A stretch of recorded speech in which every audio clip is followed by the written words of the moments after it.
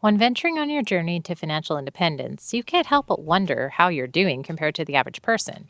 Questions like, what's the average amount people have saved for retirement? Or, how does my income and my spending compare to other people in the same bracket? Knowing these numbers can help you give a clear indication as to whether you're ahead or behind the average person. Make sure to watch closely because some of these numbers are pretty shocking. Number 1. How do you fare against the average?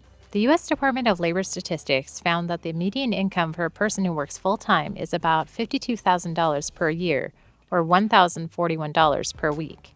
If these people work about 40 hours a week, then it's about $26 per hour, not including taxes. However, this is only for individuals and not for a total household income.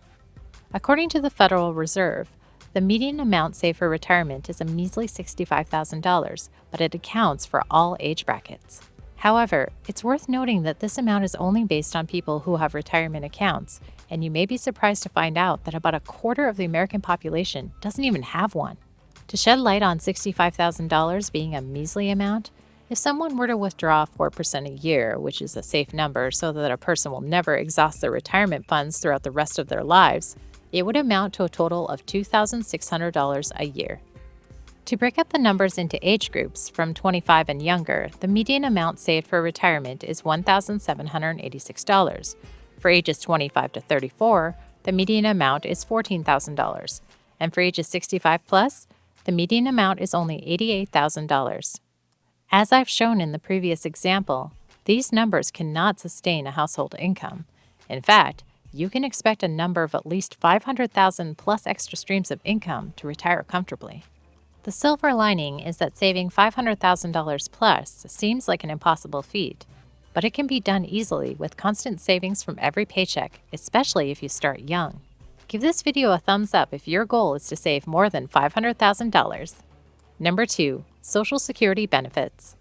Most Americans depend on Social Security as their main source of income for retirement.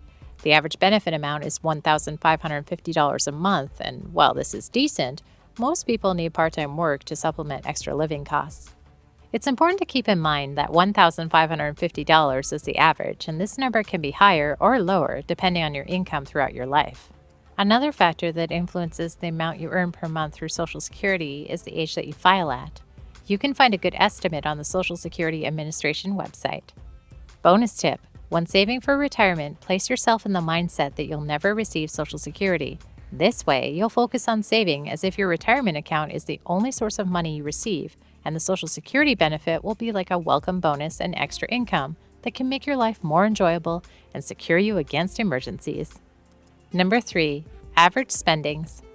$5,577 per month is the average household spending, which is researched by the U.S. Department of Labor Statistics. Per year, that's just under $67,000 in spending per year. In other words, that means you need to make at least that much in income every year just to break even. Although, this number includes all spending that a household makes every month, like food, housing, transportation, and entertainment. To break some of these numbers down, the average household spends around $1,885 per month on all housing expenses, which is roughly 34% of the total spending amount. $913 per month on all transportation costs, and $691 on all food costs per month. Number 4. FICO scores and debt. FICO is a company that analyzes credit scores based on a number of factors, but they typically range from 300 to 850, where 300 is a low credit score, a bad thing, and 850 is a high credit score, a good thing. The average FICO score, according to Experian, is 715, which is very high. Having a good credit score is a good sign that you're trustworthy with your loans and can more easily get a mortgage, a car loan, or a loan for a business. Another bonus is that you'll often get a much better interest rate on your debt because of how trustworthy you are. Fortunately, it's quite easy to get a high FICO score and to keep it up. The most important factor for your credit score is how good you are at paying your bills on time. Some other factors are how much of your credit is used at any given time. Usually this number should be low. The amount of time you've had a credit card, the types of credit you have, and the amount of new credit you have. According to WalletHub, a first-time credit card user can expect an interest rate of 21.65%, and owners getting a new card can expect a 16.27% rate.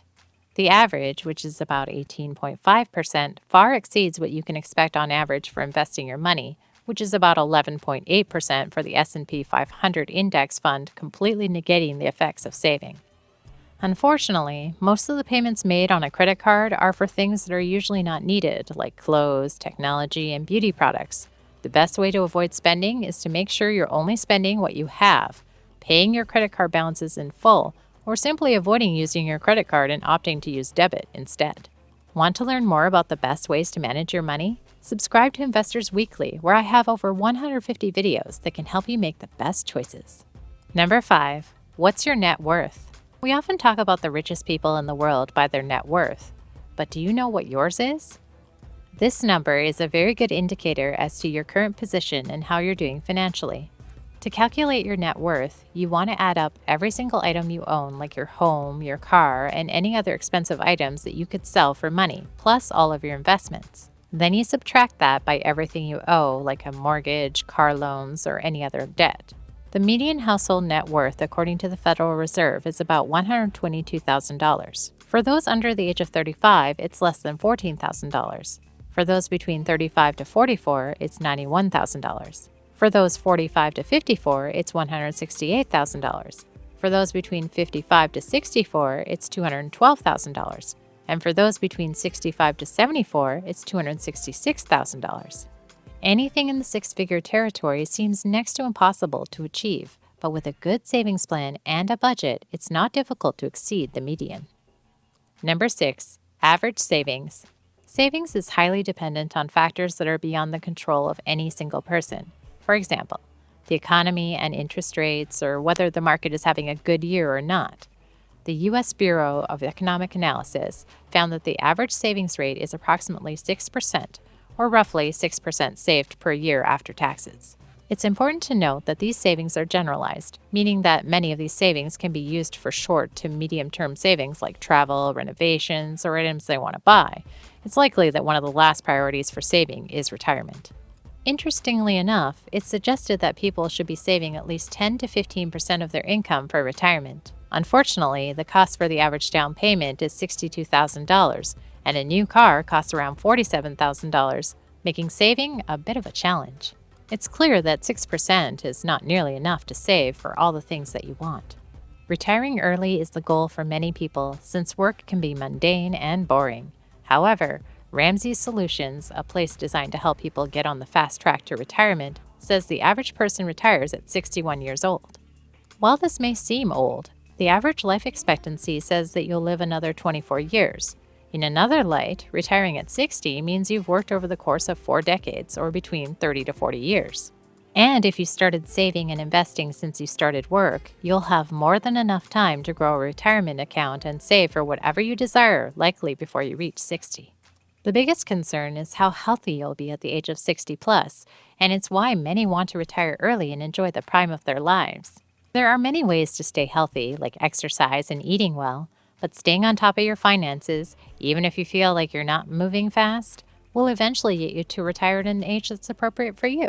Did we miss any important points that are signifiers for your financial position compared to the average? Let us know in the comments below.